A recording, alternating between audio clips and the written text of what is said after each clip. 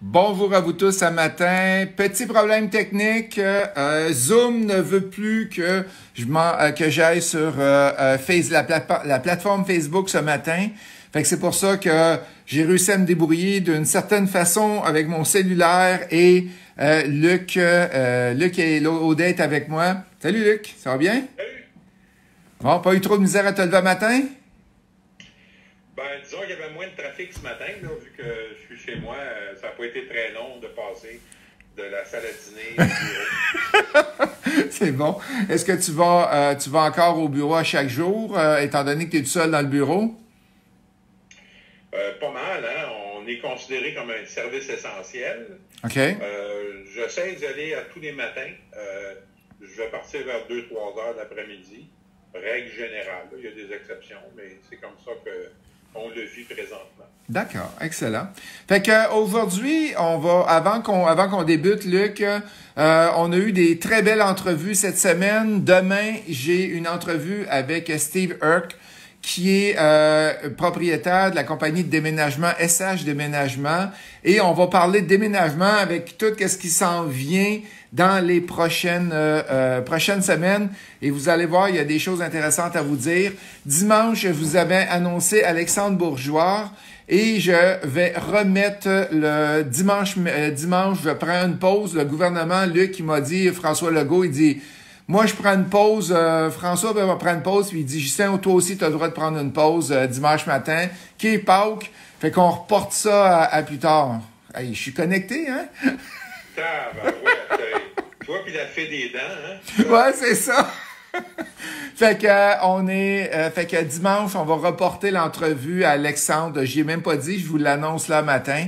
On va le reporter à dimanche prochain. Lundi, on parle de Airbnb. Mardi, on va parler de financement avec Christian Pomerleau. Mercredi, j'ai le président de l'Ordre des arpenteurs géomètres qui va être avec nous autres pour jaser immobilier et voir qu'est-ce qui arrive. Fait que là, je vois qu'il y a beaucoup de personnes qui rentrent. Salut Yann, salut Dominique pour vous autres. Fait que Luc, allons-y, partons. Pour les gens qui nous écoutent, oubliez pas, mardi le 14 avril à 19h, j'ai qu'est-ce qu'on appelle une formation à 19h pour être capable de vous parler du coronavirus et toutes les optimisations d'immeubles qu'on peut faire. C'est une formation de 3 heures qui a lieu en webinaire comme de raison et ça part mardi à 19h. Le prix est 97 $. Fait que, allons-y, Luc. On parle de contrat aujourd'hui. On parle de force majeure. On parle de plein d'affaires qu'il peut y avoir avec des contrats. C'est que, qu'est-ce que j'aimerais savoir en premier, c'est quoi qu'on vit présentement avec le coronavirus et le côté légal? Ce qu'on vit présentement avec le coronavirus, c'est la possibilité de mettre en jeu les dispositions du Code civil relativement à la force majeure. Ce qui est intéressant de savoir, c'est que on est la seule province au Canada qui avons des dispositions légales dans un texte relativement à la force majeure. Donc, partout ailleurs, ce n'est que contractuel. Donc, si tu n'as pas la clause, ça n'existe pas. Ici, on a le choix de soit mettre une clause, soit tomber sur le Code civil. OK. Puis, c'est quoi une force majeure? Peux-tu nous expliquer c'est quoi une force majeure? Oui, bien, c'est balisé dans le Code civil. Hein. L'article 1470 dit exactement ce que c'est. Je ne sais pas si ça vaut la peine que je le lise. Résume-le. OK. Alors, une force majeure, c'est une façon de se déresponsabiliser de nos obligations. Et pour qu'un événement soit qualifié de force majeure, il y a 2 composantes. Il faut que ça soit imprévisible au moment de la signature. Donc, ceux qui ont signé des contrats après le 24 mars, on était déjà avec un décret gouvernemental en force, donc ça ne pourra pas être un mode de libération. L'autre élément, donc, imprévisible, premier critère. Deuxième critère, c'est irrésistible. Et là, je ne parle pas de ta femme. C'est comme toi, tu es irrésistible, c'est ça? Non, pas vraiment. Non, je ne parle pas de ta femme non plus. Mais irrésistible dans le sens le plus simple possible. Donc, c'est impossible de l'empêcher. c'est irrésistible. Hein? Un peu comme quand on était petit gars, on voyait des choses, l'attrait du péché ou l'attrait du danger, c'était irrésistible. Alors ça, c'est le deuxième critère. Donc, il faut voir, c'est le filtre au travers lequel il faut voir les situations. Est-ce que oui ou non, c'est imprévisible et irrésistible? C'est deux composantes importantes. Et ça va s'apprécier au moment où on a besoin de se poser la question. OK. Qu'est-ce que tu veux dire par ça?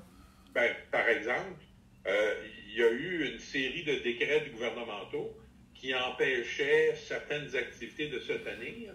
Et on a culminé avec un décret du 24 mars où à peu près tout est arrêté, sauf les services qui sont réputés être urgents ou importants. Ce qui veut dire qu'avant le décret du 24 mars, ce qu'on avait, c'était pas irrésistible, c'était un ralentissement économique. Okay. Donc, il va falloir regarder, est-ce que c'est le gouvernement qui a mis un haut là sur nos obligations ou si simplement que les gens dépensaient moins et par voie de conséquence, on avait moins d'argent dans notre caisse? Ça, c'est pas un mode de libération. Si les affaires ralentissent, on a moins d'argent, c'est pas... Le fait de ne pas avoir d'argent n'est pas un mode d'excuse, si on veut, pour nos obligations. OK. On parle de... Que ça soit imprévisible et irrésistible. OK. On parle de quel contrat, Luc, exactement, qu'on voit ça? Parce que c'est pas tout le monde qui nous écoute à matin. En passant, on a 150 personnes qui nous écoutent à matin. Et si vous aimez qu'est-ce qu'on fait chaque matin, allez-y avec un pouce vers le haut. Ça nous encourage. Puis Luc aime bien ça avoir de l'amour aussi, avec des petits cœurs qui passent. Surtout en temps de pandémie. Je fais tellement attention, Ghislain, là, que c'est rendu que je vais même plus voir des vidéos sur YouTube. Ouais! Tu vas être sûr. Pourquoi? Parce que j'ai peur que ça soit viral. Ouais, c'est ça. Les jeux de mots, Luc. Luc, les types de contrats qu'on parle, on parle de quel type de contrat qui a des cas de force majeure? C'est pas tout le monde qui a vu ça. On parle de quoi exactement? Effectivement. Je vous dirais que dans les contrats majeurs où les gens ont payé pour faire des contrats béton et volumineux, on va retrouver habituellement des clauses de force majeure. OK.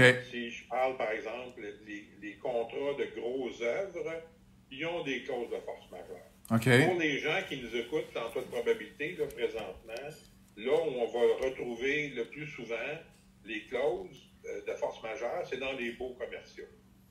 OK. Mais la beauté du système juridique québécois, c'est que je n'ai pas besoin d'avoir la clause dans mon contrat pour pouvoir invoquer ça. C'est automatique, à moins que je l'ai discarté dans mon contrat. Et d'ailleurs, dans la plupart des baux commerciaux, quand on parle de force majeure, on va exclure la dynamique du paiement du loyer comme étant un mode d'excuse pour ne pas payer. Attends un petit peu, là. Répète cette phrase-là, là. On va exclure la dynamique du paiement des loyers. Qu'est-ce que ça veut dire, ça? Ça veut dire que dans un bail commercial qui a une clause standard de force majeure... Oui, qu'il n'y a pas la pandémie dedans. Normalement, c'est pas dedans. La pandémie n'est pas dans les cas de force majeure, dans mes baux.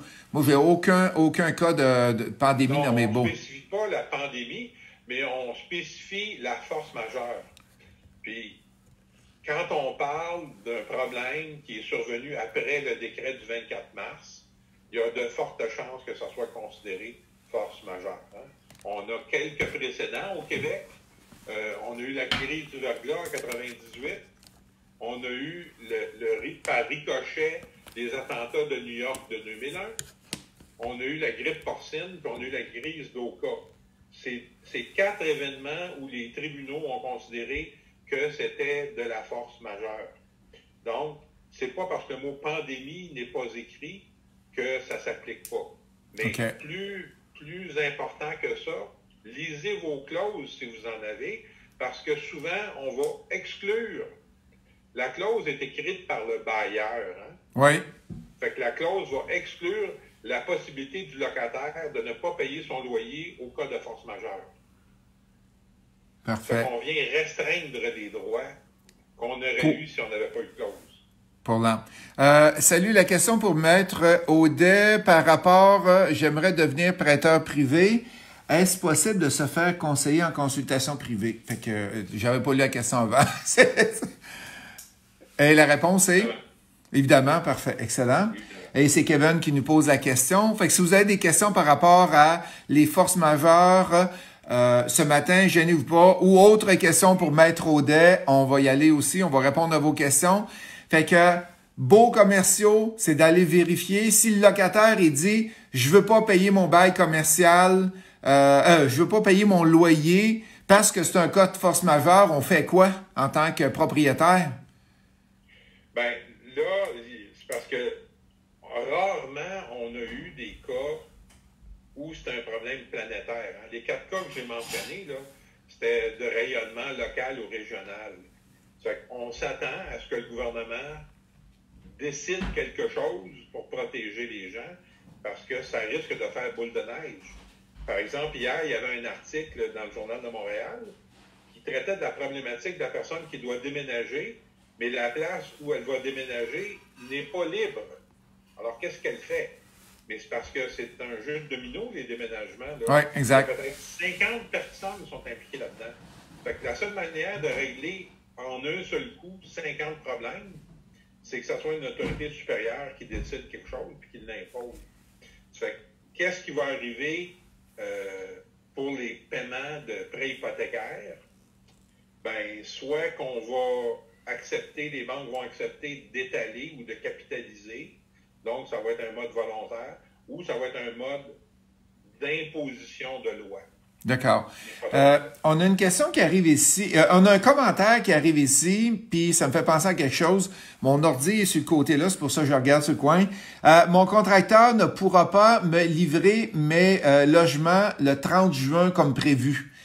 Est-ce qu'il peut y avoir, Luc, des clauses dans les contrats de rénovation ou de construction qui dit qu'il y a des montants monétaires à verser à la personne, ou c'est rare? En termes de pénalité? Oui, en termes de pénalité. De livraison de retard? Oui. Mais c'est encore la même chose. S'il y a des pénalités qui sont prévues au contrat, mais c'est une force majeure qui fait qu'on ne peut pas livrer, ben il y a de la jurisprudence. Si je me souviens bien, c'est l'arrêt Bombardier qui prenait prétexte d'un problème, je ne me souviens pas lequel des 4, là, mais Bombardier avait pris un prétexte pour annuler un contrat, puis il y avait des paiements de pénalités de livraison de retard. OK. Puis la Cour est arrivée à la conclusion que,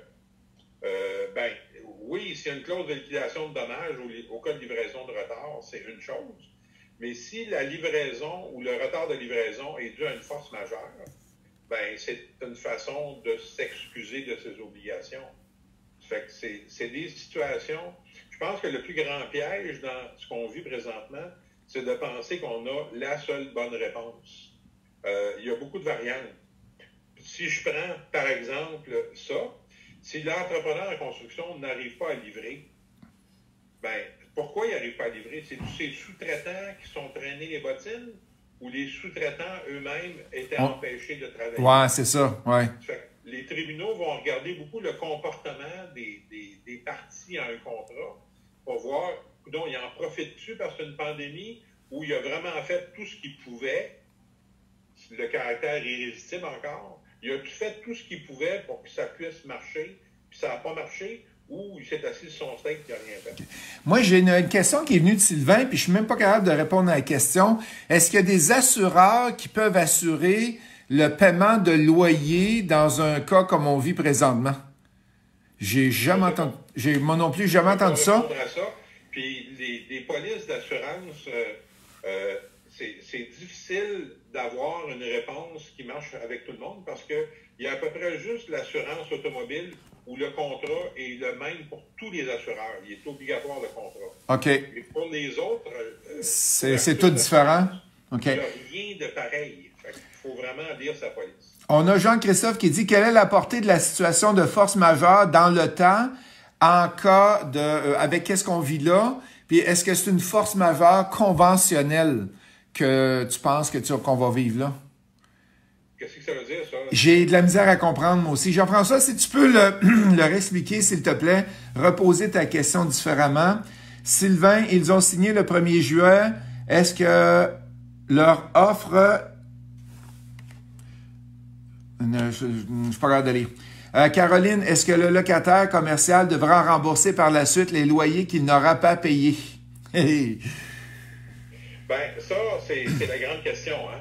L'article 1470 sur les forces majeures, c'est une façon de se libérer de ses obligations, mais dépendamment des contrats, dépendamment des obligations, ça va être un report de l'obligation ou ça va être un congé d'obligation. Ça, c'est du contractuel, il faut voir la clause. Surtout en matière de baux, c'est-tu un congé qu'on a prévu? Probablement qu'on n'a rien prévu. Non, c'est ça. Non, j'ai rien, moi. Il faut payer pareil. Mais ça, c'est... Dans le fond, ce qu'on vit présentement, ça va être une façon très claire pour les propriétaires de se débarrasser des mauvais locataires. Puis, ils vont être lousses avec ceux qui veulent garder. Ouais, c'est ça. Dans le domaine de la franchise, il y a des franchiseurs qui ont commencé à envoyer des huissiers pour réclamer des royautés, comme par hasard chez les franchisés qui sont assez... qui en veulent pas. On a même M. Maffu qui dit « Comme la plupart des propriétaires auront probablement droit à une aide des banques. » OK? Serait-il possible de négocier un report de paiement de loyer auprès de notre propriétaire? Est-ce que ce bail devra être prolongé? Ben, souvent, c'est pas de l'aide monétaire qu'il donne. Il fait juste retarder ton paiement. Fait qu'il va falloir payer pareil l'hypothèque. Et là-dessus, oups, est-ce que tu avais quelque chose? Et la question était, est-ce qu'on peut négocier? Ben, la réponse est toujours oui. On peut essayer de négocier n'importe quoi, là. Parfait, est-ce que c'est réaliste qu'on essaie de faire? Ça, c'est autre chose. Chantal qui dit, j'ai des pertes de revenus locatifs. Est-ce que je rentre ça dans le programme du 2000 par mois? Présentement, il n'y a pas aucun programme pour aider les propriétaires. Il n'y a absolument rien, Chantal. Si tu as des pertes de revenus locatifs, puis tu as perdu ta job, ben tu vas recevoir le 2000 par mois, mais tu n'as pas rien qui est fait pour les propriétaires, autant commercial que résidentiel pour l'instant. Jean-Christophe, moi, ça va durer combien de temps la situation de force majeure et qu'est-ce qui va marquer la fin? Ben, je l'ai dit tantôt, c'est une force majeure. Le caractère irrésistible, donc c'est impossible de l'empêcher. C'est un décret qui nous a plongé le 24 mars dans le caractère irrésistible. Donc, quand il y aura un décret qui viendra découdre cette situation-là, ben là, on sera sorti de la force majeure. Parfait. Mais il est à prévoir que ce ne sera pas un décret qui va tout libérer en même temps. On va probablement y aller graduellement. Oui, je pense qu'aussi. On va permettre certaines choses. Donc, il faudra s'arrimer avec la situation qui nous occupe. On a Fanny qui nous dit, nous avons signé une offre d'achat pour un chalet locatif en février. L'acte de vente est pour le 20 avril. Mon conjoint a perdu son emploi et le gouvernement interdit la location de chalet actuellement. Pouvons-nous sortir de cette transaction? Une bonne question, hein? Oui, c'est une très bonne question. La vraie réponse, vous ne l'aimerez pas. On n'a pas de précédent spécifique pour ça. Ce qui veut dire qu'on est purement et simplement dans le domaine de l'opinion. On ne parle pas avec des autorités, on ne parle pas vis-à-vis de la jurisprudence, on ne fait qu'exprimer son opinion. Il y a de votre côté où ça vous tente moins de l'acheter pour des raisons d'insolvabilité ou de difficultés financières ou de moins grande facilité financière. Mais il faut penser aussi qu'il y a le vendeur du chalet qui, lui, il a vendu son chalet. Fait qu'il y a les deux côtés qu'il faut regarder. C'est ça qui devient compliqué. Ouais, c'est ça. C'est sûr qu'avec le décret qui interdit la location de chalet, ben là, c'est sûr que c'est temporaire. Hein? Ça ne sera pas pour les prochains 20 ans. Donc, moi, je pense que c'est une situation où est-ce que ça serait logique de négocier une entente avec notre vendeur. Parfait. Nous avons M. Maffu. Pouvez-vous nous donner des exemples d'obligations dans le cas d'un bail commercial autre que le paiement de loyer?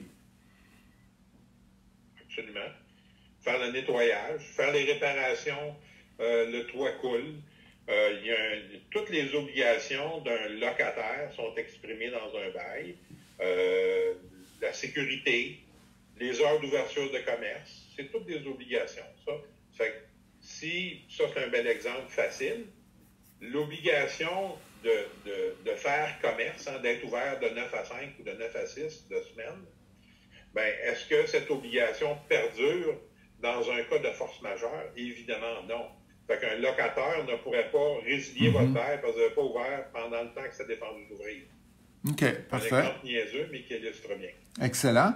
On a Alex qui demande, pour ce qui est du prêt privé, j'imagine que des intérêts continuent et qu'il n'y a pas possibilité de retarder des paiements en cas d'une nouvelle construction qui est arrêtée. Le décret gouvernemental, c'est pour des activités, mais c'est pas pour du prêt hypothécaire privé. Fait à mon sens, c'est un cas de négociation, simplement. Ouais, puis on a un autre cas de négociation ici aussi, que les locataires ont signé pour le 1er juillet, mais l'immeuble va être prêt seulement le 1er août. Fait que là, il y a des cas temporaires à aller régler aussi entre les deux. Fait que c'est soit de l'entreposage. Demain, on va en parler. Demain, je rencontre quelqu'un qui fait de l'entreposage, du déménagement, puis il va vous donner un petit peu qu'est-ce qui arrive là-dedans. Après ça, on a une question de... Nathalie, j'ai un bail commercial dans une résidence de personnes âgées et je suis présentement en renouvellement. Je me demande si je fais une bonne affaire de le renouveler avec le gouvernement qui dit que c'est de la clientèle la plus affectée, pas prêt de rentrer travailler, je pense. Ben, c'est une appréciation commerciale. C'est sûr que là, on est dans la pandémie, mais la bonne nouvelle, c'est que ça va finir un jour. Hein? Fait que si votre opération commerciale, elle est payante, puis c'est un bail de 5 ou 10 ans, ben, est-ce que 2, 3, 4 mois va venir fragiliser tellement votre entreprise? Je sais pas. Le gouvernement, surtout si c'est le gouvernement qui est le locataire, je pense pas qu'il va prétexter la force majeure pour dire « moi, je paye pas ». Ouais, ça me surprendrait, moi aussi. On a Natis qui dit « J'ai des locations au mois actuellement et mes locataires payent pas. Quels sont mes droits dans ma situation actuelle? » Ben, les droits ne sont pas changés. C'est juste l'exercice des droits qui est plus compliqué. Hein? Expulser quelqu'un, ça n'arrivera pas avec la régie du logement à court terme. Quoique, là, j'ai lu ce matin que l'appareil judiciaire est en train de se revirer de bord pour être capable de faire des choses par voie de conférence téléphonique. Alors, peut-être que la régie... Ah oui, j'ai vu ça moi aussi. Regarde, on l'a ici. Oui, c'est ça. Ouais. Oui. Plus de procès... Hein? Ma soeur, elle siège au TAC, au Tribunal administratif du Québec. OK. Puis, depuis lundi de cette semaine, il siège sur Zoom. Oui, ah oui. Comme on fait là. OK. Alors, pour les cas urgents, là, elle est aux affaires sociales.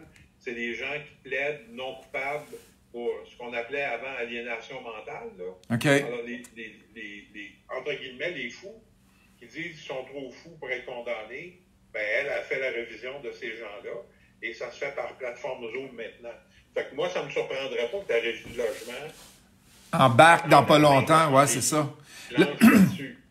La seule affaire qui est un peu différente avec la régie du logement, c'est qu'il y a peut-être des forces gouvernementales qui vont peut-être préférer qu'on ne zoome pas qu'on ne zoome pas la régie du logement. Comme ça va faire moins de crises de locataires, mais ça, c'est politique, là, ça n'a rien à voir. OK. On a... voyons... pour les gens qui veulent nous aider pour amener la régie du logement en vidéo ou en appel conférence, l'APQ.org a sorti un sondage, pas un sondage, une pétition pour demander au gouvernement de s'en aller vers là. Fait que si vous voulez aller signer la pétition, bien important de le faire. On a... bouge pas. Est-ce qu'il faut se rendre à leur bureau pour signer? Non, inquiète pas. apq.org. Excellent. Est-ce que le retard de paiement hypothécaire est à proscrire?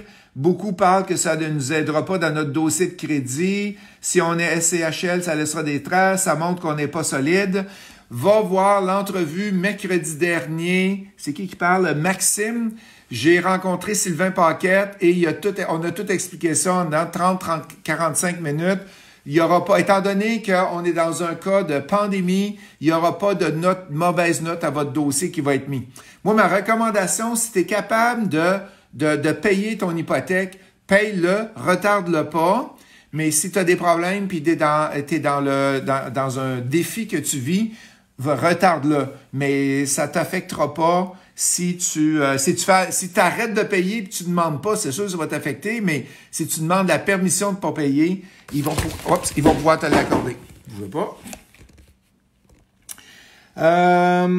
Après ça, j'ai Marc qui demande, pour la personne qui veut sortir de la transaction du chalet locatif, est-ce que le financement est accepté? Est-ce qu'ils peuvent faire évaluer leur situation par leur banque et faire refuser le financement? L'offre d'achat tomberait. Ben, probablement que s'il passe chez le notaire dans quelques jours, le financement doit être approuvé. Fait que c'est très difficile à faire, selon moi. Ouais, puis il y a de la jurisprudence là-dessus, hein. Les gens qui veulent sortir des promesses d'achat en s'arrangeant avec leur inspecteur pré-achat ou en appelant la banque puis en leur disant ça se peut que je perde ma job, ça tient pas la route, ça là. Puis après ça, il dit non, les conditions sont toutes tombées, y compris le financement. On ne peut pas revenir là-dessus. Le vendeur a peut-être déjà fait une offre d'achat ailleurs de son côté. Fait que ça, c'est bien dit. Guy qui dit, dans le contexte d'un bail commercial, peut-on arrêter de payer Hydro et le gaz pour force majeure? C'est une entente. Je peux répondre, Luc, on a eu des cas cette semaine. Ça, c'est des grandes entreprises, hein? Ouais. Ça fait qu'on n'a pas du tout la même dynamique.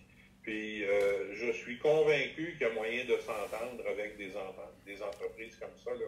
Exact. Eric qui dit, j'avais déjà fait une expulsion de la cour pour le 31 mars de mon locataire dans ma maison et avec corde de la cour du 12 mars qu'il suspendait les expulsions. Bien, je peux pas prendre possession de la maison jusqu'à temps que le confinement finisse. Pensez-vous qu'il s'en vient d'après ce que vous venez de dire? Ta boule de cristal, Luc. J'ai justement lu sur Internet hier un truc sur Jojo Savard. Qui est aux États-Unis et qui frotte encore sa boule. Moi, j'en ai pas de boule de cristal. C'est dur à dire. Des espoirs et des appréhensions en même temps. Moi, ma date à protéger, c'est le 10 mai, qui est censé être la date d'ouverture de la pêche à la truite sur mon lac préféré. OK. J'espère, je prie le petit Jésus pour que je ne sois pas privé de ce plaisir-là. Cool. Stéphane? C'est une influence sur l'univers. OK, c'est bon. Stéphane Douville. Salut Stéphane. Selon les institutions financières, tout ce qui est approuvé avant le 25 mars est respecté. Parfait. Excellent. Est-ce que vous avez d'autres questions? On a encore du temps avec Luc. Si t'es pas trop pressé d'aller travailler, Luc. Non, mais j'ai été payé d'avance pour ce temps-là. OK, t'es correct. C'est bon. Est-ce que vous avez d'autres questions pour Luc côté avocat, côté information que vous avez besoin? En attendant, Luc, je fais juste réitérer que le 14 avril à 19h, je fais une formation comment se sortir de la crise avec du multilogement. 3 heures de formation au total. On va parler de location, on va parler d'optimiser les immeubles, on va parler de comment aller demander des prêts à la banque parce que j'ai fait ça, j'ai plusieurs immeubles, j'ai demandé des prêts. Fait que je fais un aperçu global de qu'est-ce qu'il faut faire. La formation est 97 $ et c'est mardi soir à 19h. Vous pouvez regarder sur le site Internet pour avoir plus d'informations. Oui, et si tu permets, je vais simplement mentionner qu'à la prochaine soirée mensuelle du mot facile, oui, je vais faire une conférence qui s'intitule « Ne faites pas de promesses d'achat avant d'avoir écouté ma conférence ». Pourquoi? Pourquoi? Parce que je pense que le momentum est bon pour trouver des aubaines, donc il faudrait accélérer dans les PA et je vais vous donner la recette, les clauses à mettre dans vos PA pour tenir compte de la pandémie, donc la suspension des délais et à partir de quand ça va partir. C'est une conférence d'environ 20 minutes où je suis sûr qu'il y a beaucoup de gens qui vont prendre des photos, des slides que je vais... Des clauses. Et en passant, c'est ça, la soirée mensuelle va avoir lieu virtuelle. Ça va avoir lieu sur le Facebook Immopreneur. Fait que si vous voulez vous abonner au Facebook Immopreneur, et qui est un réseau qu'on a, nous autres. Et c'est gratuit. Il y a 3 heures de conférence qui va avoir lieu de différentes personnes. Hey, j'ai une très bonne question de Nisha. Si j'achète avec garantie légale, mais sans pouvoir faire une inspection vu les conditions actuelles, suis-je protégé quand même? Ben, une garantie, oui, effectivement, c'est une bonne clause. C'est une bonne question. C'est probablement plus une question théorique, remarque, là, parce qu'il faudrait, si j'ai une offre d'achat acceptée avec la garantie légale, ben, j'espère qu'on va se donner une date pour faire l'inspection visuelle. Parce que si j'achète avec garantie légale, ça veut dire que je suis responsable des vices apparents.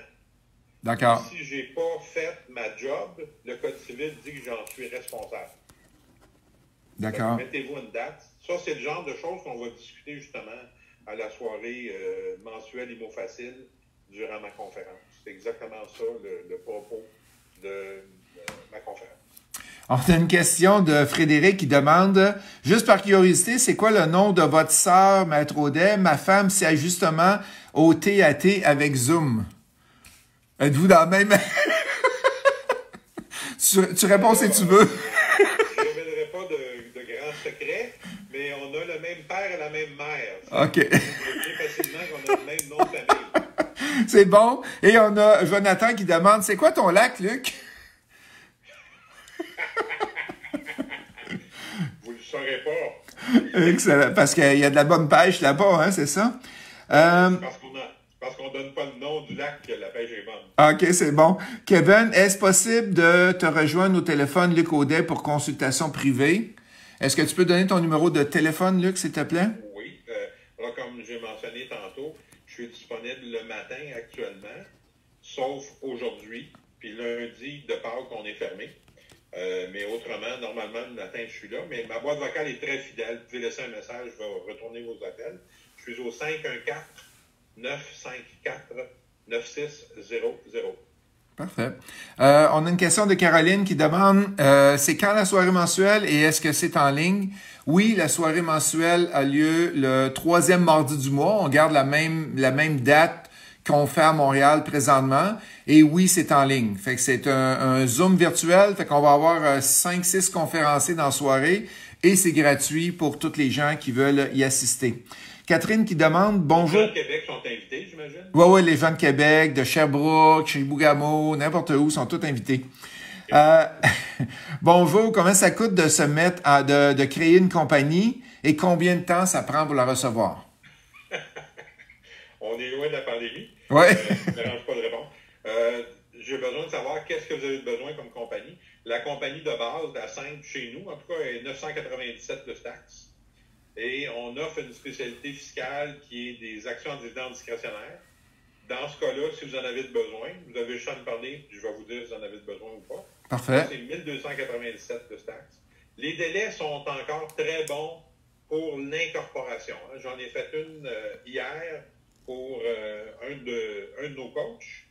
Et en 20 minutes, j'ai eu la compagnie. Ça fait que c'est très bon. Wow! Mais pour ce qui est des choses qui sont étudiées, comme par exemple des statuts de modification rétroactifs, j'en ai fait 2 demandes comme ça depuis le 14 mars. Puis ils n'ont même pas regardé encore. OK, parfait. Ils ont jugé que c'était non prioritaire. OK, on a... bon, excellent. On avait la même question de Steve qui est rentré. Combien de temps ça prend pour créer une compagnie et combien ça coûte? Est-ce que vous avez d'autres questions? Je vois des Kevin, des Steve en ligne. Olivier, salut Manon. Est-ce que vous avez d'autres questions pour Maître Audet? On en profite parce qu'au tarif qui charge, là, c'est le temps de poser des questions, là. 1-0 pour moi. Moi-même, j'ai pas les moyens de m'engager. Ouais, c'est ça.